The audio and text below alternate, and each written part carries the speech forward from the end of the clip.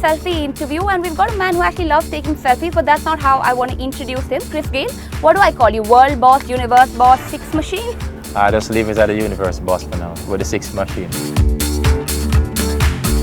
You're of course in India to launch your autobiography.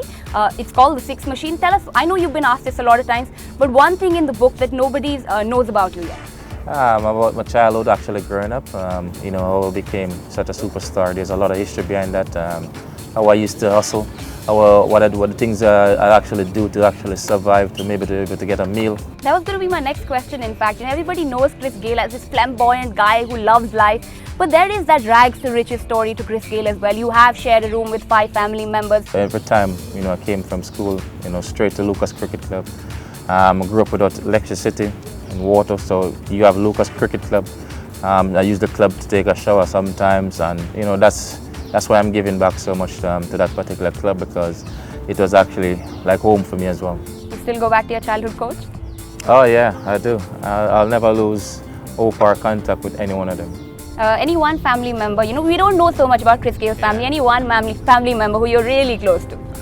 Not really. His family is always family. I mean, you can't single out any particular one within that aspect. Sometimes you might have difficulties or arguments, but that's the same thing. That's blood, and you can't get between that.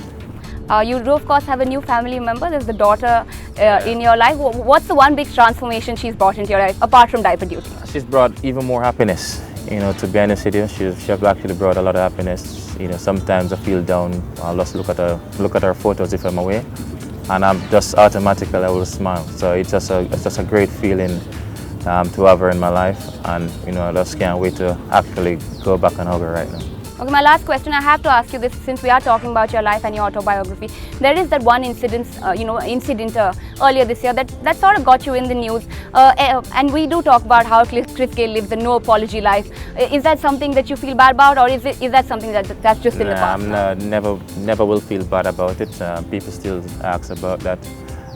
No regrets also whatsoever with that situation. Okay, thank you so much. Best of luck with your book.